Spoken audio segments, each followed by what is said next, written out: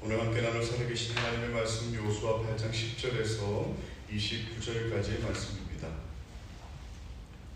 8장 10절에서 29절까지의 말씀, 우리 다 찾으신 줄로 알고 우리 함께 합독하도록 하겠습니다. 여호수아가 아침에 일찍 일어나 백성을 점검하고 이스라엘 장로들과 더불어 백성에 앞서 아이로 올라가며 그와 함께한 군사가 다 올라가서 그 성읍 앞에 가까이 이르러 아이 북쪽에 진치니 그와 아이 사이에는 한 골짜기가 있더라. 그가 약 5,000명을 택하여 성읍 서쪽 베델과 아이 사이에 매복시키니 이와 같이 성읍 북쪽에는 온 군대가 있고 성읍 서쪽에는 복병이 있었더라. 여호수아가 그 밤에 골짜기 가운데로 들어가니 아이 왕이 이를 보고 그 성읍 백성과 함께 일찍 일어나 급히 정한 때에 이스라엘과 싸우려 하나 성읍 뒤에 복병이 있는 줄은 알지 못하였더라. 여호수아와 온 이스라엘이 그들 앞에서 거짓으로 패한 척하여 광야길로 도망하며 그 성읍에 있는 모든 백성이 그들을 추격하려고 모여 여호수아를 추격하며 유인함을 받아 아이 성읍을 멀리 떠나니 아이와 베델에 이스라엘을 따라가지 아니한 자가 하나도 없으며 성문을 열어놓고 이스라엘을 추격하였더라. 여호와께서 여호수아에게 이르시되 내 손에 잡은 단창을 들어 아이를 가리키라. 내가 이 성읍을 내 손에 넘겨주리라. 여호수아가 그의 손에 잡은 단창을 들어 그 성읍을 가리키니 그의 손을 드는 순간에 복병이 그들의 자리에서 급히 일어나 성읍으로 달려 들어가서 점령하고 곧 그 성읍에 불을 놓았더라. 아이 사람이 뒤를 본즉 그 성읍에 연기가 하늘에 닿은 것이 보이니 이 길로도 저 길로도 도망할 수 없이 되었고 광야로 도망하던 이스라엘 백성은 그 추격하던 자에게로 돌아섰더라. 여호수아와 온 이스라엘이 그 복병이 성읍을 점령함과 성읍의 연기가 얼음을 보고 다시 돌이켜 아이 사람들을 쳐 죽이고 복병도 성읍에서 나와 그들을 치매 그들이 이스라엘 중간에 든지 어떤 사람 이쪽에서 어떤 사람들은 저쪽에서 쳐 죽여서 한 사람도 남거나 도망하지 못하게 하였고 아이 왕을 사로잡아 여호수아 앞으로 끌어왔더라. 이스라엘이 자기들은 광야로 추격하던 모든 아이 주민을 들에서 죽이되 그들을 다 칼날에 엎드러지게 하여 진멸하기를 마치고 온 이스라엘이 아이로 돌아와서 칼날로 죽이매 그날에 엎드러진 아이 사람들은 남녀가 모두 12,000명이라. 아이 주민들을 진멸하여 바치기까지 여호수아가 단창을 잡아 든 손을 거두지 아니하였고 오직 그 성읍의 가축과 노력한 것은 여호와께서 여호수아에게 명령하신 대로 이스라엘이 탈취하였더라. 이에 여호수아가 아이를 불살라 그것으로 영원한 무더기를 만들었더니 오늘까지 황폐하였으며 그가 또 아이 왕을 저녁 때까지 나무에 달았다가 해질 때에 명령하여 그의 시체를 나무에서 내려 그 성읍 거기에 던지고 그 위에 돌로 큰 무더기를 쌓았더니 그것이 오늘까지 있더라. 오늘 이 본문 말씀을 가지고 당신의 아이 성으로 다시 올라가라 라는 제목으로 하나님 말씀 나누겠습니다. 우리 새벽이지만 주님의 십자가 뜨겁게 사랑하기를 원하시는 성도님들 함께 아멘 하십시다. 아멘입니다. 살아가다 보면 우리가 다시는 가고 싶지 않은 곳이 있습니다. 나에게는 뼈아픈 실패를 안겨주었거나 지울 수 없는 상처를 남긴 장소와 공동체가 그렇게 다가올 때가 있습니다. 가능하다면 그곳을 피하거나 우회하고 싶은 것이 우리의 마음입니다. 이스라엘 백성에게 아이성은 그런 곳이었을 것입니다. 하나님께서 이제는 좀 더 쉽고 편안한 길로 인도해 주셨으면 참 좋았을 텐데 하나님은 그들을 다시 실패한 현장인 아이성으로 불러내셨어요. 본문 말씀 묵상하면서 하나님은 왜 다시 그 실패한 자리로 그들을 보내셨을까? 아간의 가족과 많은 것들이 불살라 죽여지고 백성들이 그곳에 트라우마와 공포를 가지고 있다면 우회해서 다른 곳으로 안내하실 수도 있었을 텐데 하나님 그곳으로 다시 사람들을 보내셨거든요. 하나님은 우리가 실패 기억을 안고 평생 패배감 속에 살기를 원하지 않는 하나님이십니다. 패배의 돌무더기가 쌓인 그 자리를 승리의 기념비가 세워지는 영광의 자리로 바꾸시기를 원하시는 분이 우리 하나님인 줄로 믿습니다. 오늘 말씀을 통해서 우리 인생 가운데 무너진 아이성을 어떻게 다시 정복할 것인지, 그것에 대해서 이 승리의 비결을 세 가지로 함께 나누고 싶습니다. 첫째는, 하나님은 실패한 자를 다시 그 자리로 부르십니다. 하나님은 정결케 된 백성의 전열을 다시 가다듬어 아이성으로 올라가라고 명령하세요. 우리 10절 말씀을 같이 한번 읽겠습니다. 여호수아가 아침에 일찍 일어나 백성을 점호하고 이스라엘 장로들과 더불어 백성에 앞서 아이로 올라가네. 여호수아는 아침에 일찍 일어나서, 여러분 군대에서나 볼 법한, 물론 여기가 군대니까요, 점호를 했습니다. 여기서 사용된 이 점호는 우리가 군대에서 일반적으로 사용하는 밤의 인원을 점검하고 체크하는 의미보다는 이 히브리 원어를 보면 돌보다, 감독하다, 임명하다라는 뜻이 있어요. 여호수아는 흩어진 백성들의 마음을 하나하나 방문하였고 위로하였고 돌보았어요. 왜요? 그 마음을 다시 일으키기 위해서, 다시 거룩한 군사로 임명해서 전열을 정비하는 시간을 가졌습니다. 무엇보다도 놀라운 것은 이 10절의 후반부에 나오는 표현 하나인데, 여호수아와 장로들이 백성에 앞서서 아이로 올라가는 거예요. 이전의 전쟁에는 이러한 부분이 나와 있지 않습니다. 여러분, 아이성은 해발 800m 고지대에 위치해 있습니다. 여리고성은 해수면보다 낮은 지역이었지만 여리고 지역은, 아이성은 가파른 산악 지형이었습니다. 그러니까 올라갔다는 말이 진짜 올라간 거예요. 여러분 군대에서 행군을 해보신 분은 알겠지만 800m가 쉽지 않습니다. 왜냐하면 총도 들고 올라가야 되고요, 군장도 들고 올라가야 되고요.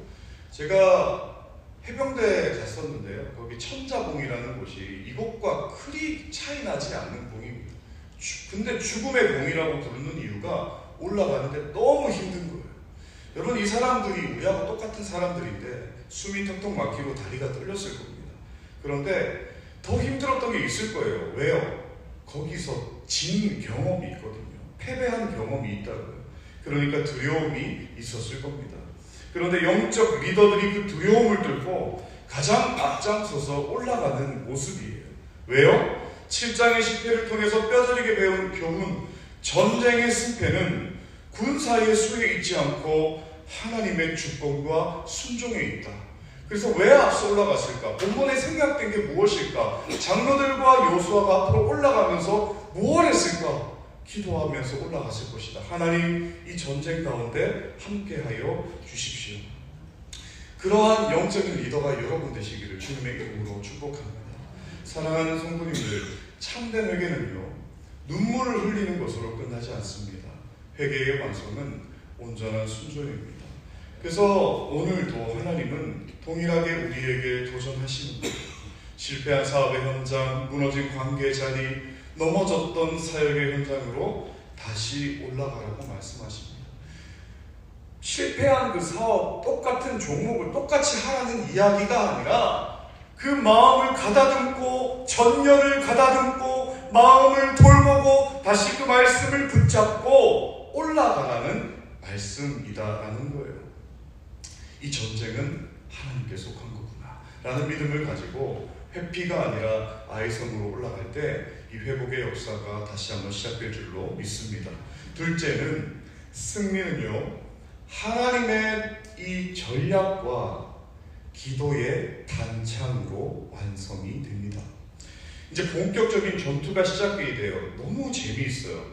근데 흥미로운 게요, 하나님께서 여리고성 전투와는 전혀 다른 방식으로 명령하셨다는 거예요. 어제의 본문의 문맥에서 명령하셨던 그 전투의 전략을 실질적으로 오늘 실행하는 것이 오늘의 본문입니다. 우리 13절 말씀 같이 한번 읽어볼까요? 이와 같이 성읍 북쪽에는 온 군대가 있고 성읍 서쪽에는 복병이 있었더라. 여호수아가 그 밤에 골짜기 가운데로 들어가니. 여호수아에게 매복, 숨어서 이제 기다리는 거예요. 그리고 유인 작전을 통해서, 좀 아이러니한 게 어제는 3만 명을 매복시켰다. 근데 오늘 본문에는 5천 명을 매복시켰다. 학자마다 다른 이견은 있지만 어찌되었던 전략부대의 이 일부는 성의 서쪽에 매복하고 본대, 메인 캠프죠. 영어로 성의 입구가 있는 북쪽에서 공격하도록 하였습니다. 쉽게 얘기하면 오늘 이 그레이스홀에는 문이 저쪽에 있어요. 저로 치자면 저기가 북쪽입니다. 그러니까 저기 북쪽 밖에서 이 성쪽 그레이스 쪽으로 다가오게 하는 본대가 있었고, 여기 화장실 쪽, 이쪽 서쪽에 저기 문이 있죠. 이쪽 편 벽에다가 5,000명을 매복시켜 놓은 겁니다. 이해되시죠? 그러니까 14절을 보시면 아이 왕이 일어나서 성읍 백성과 함께 일찍 급하게 나갔습니다. 왜요? 저쪽 북쪽에서 문을 열어서 보니까 이스라엘의 군대가 쳐들어오는 게 보이니까 여기에 있는 우리 그레이스홀 안에 있는 우리 아이성 군사들이 오는 성 문을 열고 나갔다는 거예요. 근데 재밌는 거는 17절에 보면 이 아이성의 사람들이 성문까지 열어놓고 그들을 추격합니다. 왜요? 한번 이긴 경험이 있기 때문에 이 전쟁에 대한 자만함이 있었는지 성문을 열어놓고 성 안에 남겨놓은 사람도 없이 그들을 쫓아나가는 것입니다. 그런데 누가 있어요? 저쪽 문 옆에 지금 이스라엘군이 매복해 있는 거죠. 우리는 여기서 중요한 신학적인 균형을 하나 발견하게 됩니다. 하나님은요, 초자연적인 기적으로도 일하시는 분이십니다. 그런데 많은 경우에 우리의 지성과 이성과 치밀한 계획과 성실한 땀을 도구로 사용하여 일하시는 분이 우리 하나님이신 줄로 믿습니다. 여리고의 기적도 하나님의 역사이지만 아이성의 매복 전략도 하나님의 역사인 것입니다. 신앙생활하고 또 성도님들을 만나다가 이런 이야기 하시는 분이 있습니다. 전략이요, 생각이요, 계획이요, 그거 자만 아닙니까? 기도만 해야 되는 거 아닙니까? 아닙니다. 기도도 필요하지만 철저한 전략, 하나님으로부터 온 전략이 필요하다라는 것입니다. 이 완벽한 전략을 승리로 완성한 결정적인 요인이 하나 더 있습니다.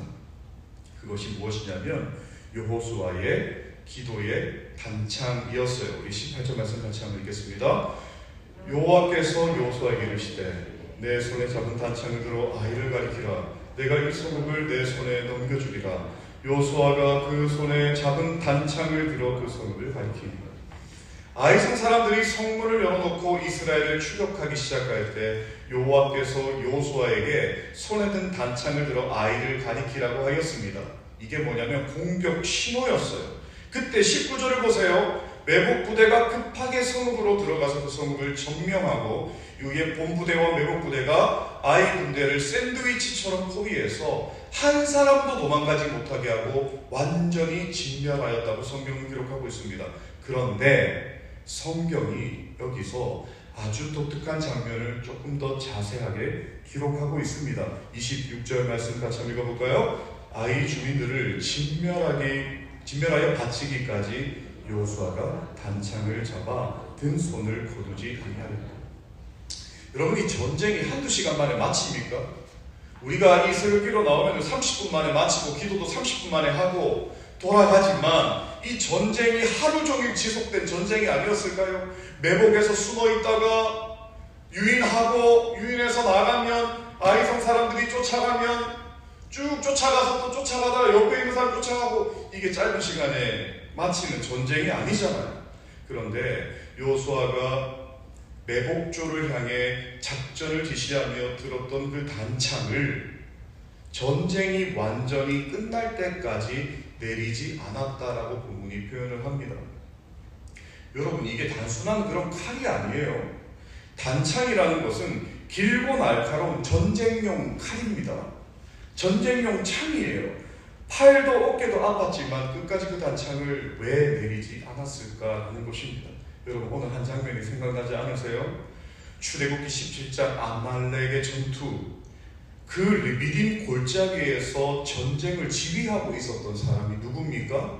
여호수아 이 사람이었어요. 그런데 그 위에서 손을 들고 기도하고 있었던 사람 누굽니까? 모세였어요. 출애굽기 17장 11절을 보면 모세가 손을 들면 전쟁의 승세가 어디로 기우냐면 이스라엘에게로 기우는데, 모세의 팔이 피곤해가지고 내려오면 그 전쟁의 승세가 아말렉으로 기우는 것을 누가 직접 경험하고 있었냐면 여호수아가 밑에서 경험하고 있었다고요. 여호수아는 전쟁을 밑에서 실질적으로 하고 있었던 사람입니다. 싸우고 있는데 전쟁이 갑자기 막 지는 거예요. 이유를 알았을까요? 몰랐을까요? 저는 잘 모르겠어요. 그런데 전쟁이 끝나고 나서 분명히 모세하고 이야기하지 않았겠습니까? 내가 기도하고 있었다. 그런데 내가 어떨 때는 피곤하여서 팔이 내려갔다. 여호수아가 생각했을 거예요. 아, 그때가 팔이 내려갔을 때구나. 그때가 팔이 올라갔을 때구나. 그런데 지금 여호수아가 그 전쟁을 진두지휘하고 있는 모세의 포지션에 올라갔다라는 겁니다. 아론과 홀이 그 모세의 손을 붙잡고 함께 기도하였습니다. 여호수아가 생각이 났을 거예요. 그때가. 여러분, 치열한 전쟁도 필요합니다. 현장이 있어야 돼요. 전략과 전술도 필요합니다. 그런데 오늘 본문이 우리에게 다시 한번 이야기하는 것이 무엇이냐면 기도의 손이 내려가면, 하나님께서 함께 하시지 않으면 전쟁에서 승리할 수 없음을 그가 다시 영적으로 깨닫게 되었고, 그래서 그는 그 단창을 들고 이 전쟁의 주권이 하나님께 달려있음을 고백하며 그 전쟁을 향한 단창을 들고 중보를 한 것입니다. 저는 2024년 8월까지 5년 동안 아프리카 우간다에서 선교를 하고 돌아왔어요. 제가 가장 뼈저리게 느낀 것이 무엇이었냐면 중요한 사역을 앞두고 항상 많은 문제들이 있었습니다. 건강의 문제, 아이들이 아프고 동역자들이 쓰러지고 장례가 나고 부모님이 여러 가지로 많은 어려움들이 있었습니다. 사역의 문제, 관계 문제들이 중요한 사역을 앞두고 터지는 것들을 보았어요. 그런데 어느 날 기도하다가 보면 우간다를 향한 여호수아의 단창이 느껴질 때가 있었어요. 정말로. 실패로 기울다가도 여호와 니시의 하나님의 능력을 제가 그 현장에서 경험했어요. 저는 그것이 성도들의 우간다를 향한 중보의 기도의 능력인 줄로 믿습니다. 사랑하는 여러분, 여러분이 오늘 이 새벽 가운데 기도의 자리로 나온 것은 절대로 헛된 것이 아닙니다.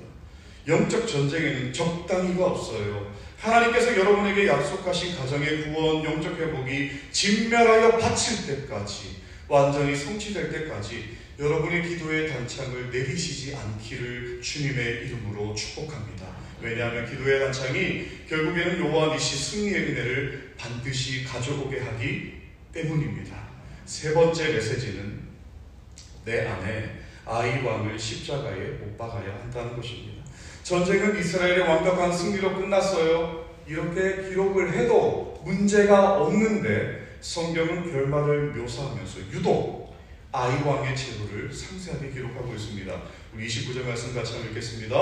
그가 또 아이 왕을 저녁 때까지 나무에 달았다가 해질 때에 명령하여 그의 시체를 나무에서 내려 그 성문 어귀에 던지고 그 위에 돌로 큰 무더기를 쌓았더니 그것이 오늘까지 있더라. 아이삭의 왕을 생포하여 나무에 달았다가 해질 때에 내려 그 위에 돌 무더기를 쌓았습니다. 그 아이 왕을 나무에 달았다라는 것이 무슨 의미일까? 이런 의미로 우리에게 다가올 수 있습니다. 왜냐하면 결국에는 이 본문 메시지가 신학적으로 예수 그리스도를 가르치기 때문입니다. 우리가 종종 겉으로는 우리 드러난 죄를 놓고 드러난 죄에 가지드는 천혜지만 내면의 깊은 곳에 있는 이 죄의 왕과 같은 우리 마음 안에 깊은 것을 은밀하게 살려둘 때가 있습니다. 하나님, 이 정도는 남겨둘 수 있잖아요. 왜? 아무도 모르니까. 겉으로 내가 하는 것은 회개할 수 있지만 내 마음 안에 중심된 이 죄의 문제를 끌고 가는 이 죄의 왕된 모습들을 은밀하게 살려둘 때가 있다는 거예요. 그런데 그것이 언젠가는 블레셋의 거대한 골리앗이 되어 우리가 크게 침략당할 수 있는 것입니다. 여러분이 본문이 궁극적으로 향하는 것, 그리스도 예수십니다. 아이 왕은 자신의 죄 때문에 저주받아 나무에 달렸지만 죄 없으신 만왕의 왕 대신 우리 예수 그리스도, 내가 달려야 할 그 저주의 나무에 대신 달리심으로 죄의 권세를 파하셨습니다. 죄의 권세와 사단의 그 모든 영역을 파하셨다면 우리는 더 이상 아이의 왕, 탕심의 왕, 음란의 왕과 타협할 수 없는 사람인 줄로 믿습니다. 내 안에 아이의 왕을 철저하게 십자가에 매다는 것, 나는 철저히 죽고 예수로 사는 것.